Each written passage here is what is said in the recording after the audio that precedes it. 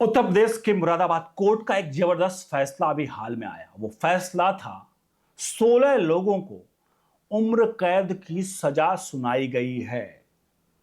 और ये 16 लोगों की उम्र कैद की सजा किस मामले में सुनाई गई है और कौन लोग ये थे, उनके नाम की जब हम लिस्ट आपके सामने लाएंगे और किसकी सरकार में हुआ, और उसके बाद ये सारा घटनाक्रम देखने के बाद आपको पता चलेगा कि आखिरकार हमारे देश में कुछ सरकारें जो हैं वो तुष्टीकरण में इस तरह से अंधी हो जाती हैं कि उनको उनको ये नहीं न्याय नहीं दिखता। उनको दिखता है कि हम जिस चश्मे को पहने हुए हैं वो चश्मा हमारे लोगों के लिए सुटेबल है या नहीं है, उस आधार पर वो डिसाइड करते हैं, न्याय अन्याय को किनारे दरकिनार छोड़ते हैं। यही मामला है उत्तर प्रदेश में अखिलेश यादव की सरकार में। ये 33 लोगों को कहीं ना कहीं किस तरह से इस तरह से छोड़ने का काम, और वो भी डीआईजी के ऊपर हमला हुआ था।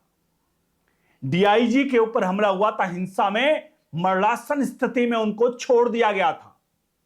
घटना मुरादाबाद की, और अब उस घटना पर जब फाइनल मास्टर स्ट्रोक और फाइनल स्ट्राइक जब योगी आदित्यनाथ की सरकार ने किया है और उसके बाद कोर्ट से जो फैसला आया है, वो फैसला आज आपको कम से कम कमेंट बॉक्स में राय प्रतिक्रिया देने पर मजबूर करेगा।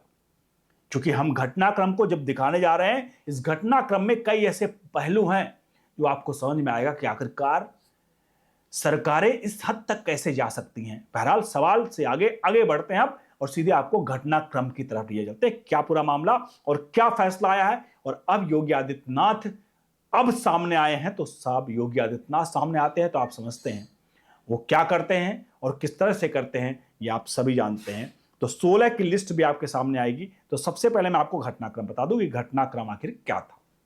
ये पूरा मामला है 2011 का। उस वक्त मायावती की सरकार थी, मायावती मुख्यमंत्री थी। याद करिए जो 2011 का वक्त, चूंकि 2012 में अखिलेश यादव की सरकार आई थी। तो जुलाई 2011 की घटना है, मुरादाबाद के यहां पर मैनाठेड़ थाना क्षेत्र का है, जहां पर एक पुलिस जांच करने पहुंची थी। पुलिस जांच करने पहुंचती है तो पता चलता उस दौरान किसी आरोपी को पकड़ने गई थी। उस दौरान खबर उड़ती है इधर उधर कि भाई वहां पर महिलाओं को पुलिस वालों ने छेड़ा, मतलब इस तरह की चीजें आई, और किसी खास किताब को लेकर के धार्मिक ग्रंथ का अपमान हुआ। इस तरह की अफवाहें फैली उस वक्त। यह अफवाह फैलते ही आग की तरह फैल गया उस मुरादाबाद उस एरिया में, थाना क्षेत्र में। और उसके बाद सड़कें जाम की गई, पुलिस वालों की गाड़ियों पे आग लगाया गया, पथराव किया गया है, और मतलब पुलिस वालों पर हमला किया गया जब पूरी तरह से मतलब अति काटी गई। और उस वक्त जो डीआईजी थे, मतलब एसएसपी थे उस वक्त, आज डीआईजी हैं, उनके ऊपर हमला इस तरह से किया गया कि उनको मौत के घाट उतार दिया गया। जिन लोगों ने मौत के घाट उतारने का प्रयास किया वो तो शुक्र मनाइए उनकी किस्मत का कि उन लोगों ने उससे उन्हें मरा हुआ समझकर छोड़ा, और अंततः किसी तरह से उनकी जान हॉस्पिटल में बच पाई। यह घटनाक्रम हुआ, और उस घटनाक्रम के बाद 33 लोगों पर एफआईआर दर्ज होती है। जुलाई 2011 का मामला था, पुलिस एक्शन में आती है क्योंकि मायावती की सरकार थी। मायावती की सरकार भी गुंडे मवालियों के लिए कहीं ना कहीं अच्छी जानी जाती थी कि भैया इनके घर में गुंडा राज भी नहीं चलेगा। ये जब चल रहा था, आते आते मार्च आ जाता 2012 का, और अखिलेश यादव सरकार में आ जाते हैं।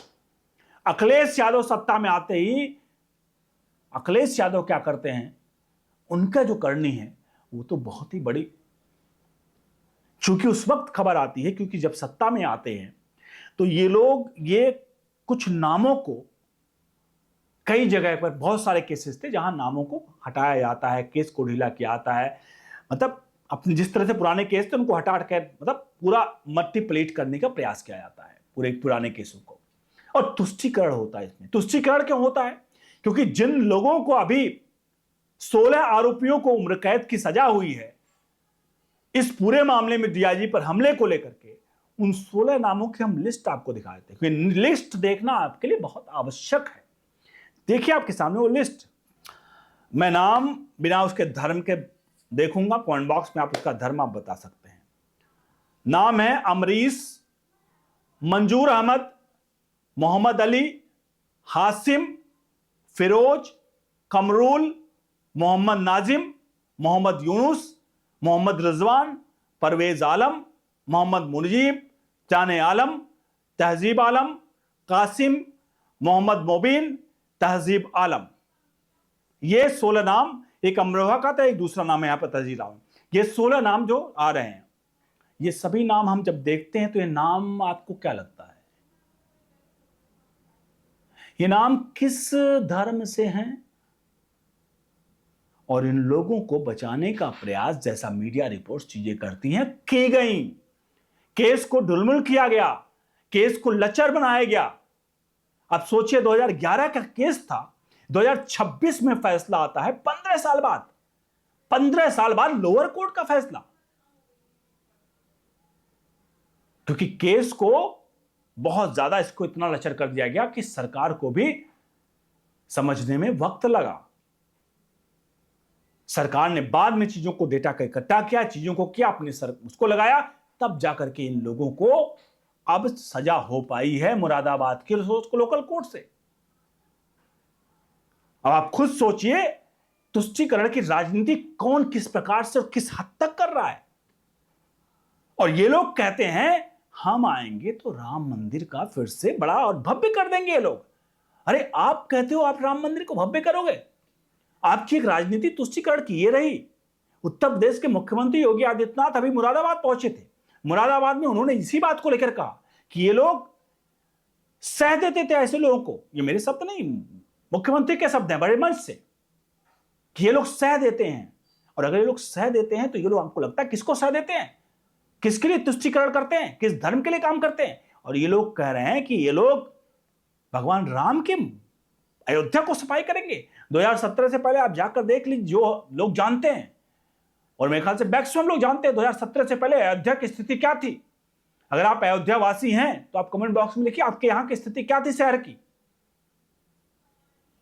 राम की पैड़ी आज जहां पर सुंदर, बहुत अच्छा चारों तरफ से बन चुका है, वहां क्या स्थिति थी? वहां पर क्या स्थिति थी? कितनी गंदगी थी? आप वहां जा सकते थे? सरयू घाट से लेके हर जगह।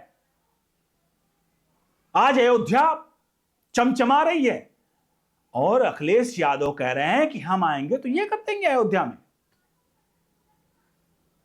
अब आप खुद सोचिए इस पूरे प्रकरण पर कि ये लोग करेंगे, और ये कह रहे हैं ये तुष्टीकरण की राजनीति कौन कर रहा है? मैंने सिर्फ आपके सामने चीजें जो हैं वो दिखाई हैं, अब आपको डिसाइड करना है अयोध्या 2017 से पहले वाली चाहिए या आज वाली अयोध्या चाहिए। ये डिसाइड आपको करना है। किसी के कहने और करने में फर्क अगर करना है तो कथनी और करनी दोनों हम देख चुके हैं 2017 से पहले। आज आप कहोगे कि हम आके अयोध्या को बना देंगे, तो सबने देखा कि हज के लिए सब्सिडी किसने दी, सबने देखा कि किसने, कौन खास धर्म की पार्टियों में जाते हैं, होली मिलन, दीपावली मिलन, कौन कौन से नवरात्रि में कहां आपने देखा? आपने किस धर्म के आप सत्ता में रहे, यूपी में कहां पर आपने क्या कर दिया? बड़ा सवाल है। चाहे आप केंद्र में रहे कांग्रेस, चाहे यहां पर, दोनों के दोनों को जवाबदेही अब तय करनी पड़ेगी। अब आप डिसाइड करिए इस पूरे मामले पर कि क्या योगी आदित्यनाथ की सरकार ने सही क्या नहीं किया। कमेंट बॉक्स में राय दीजिए, वीडियो को लाइक शेयर करिए, बने रहिए न्यूज़ इंडिया के साथ। बहुत बहुत धन्यवाद।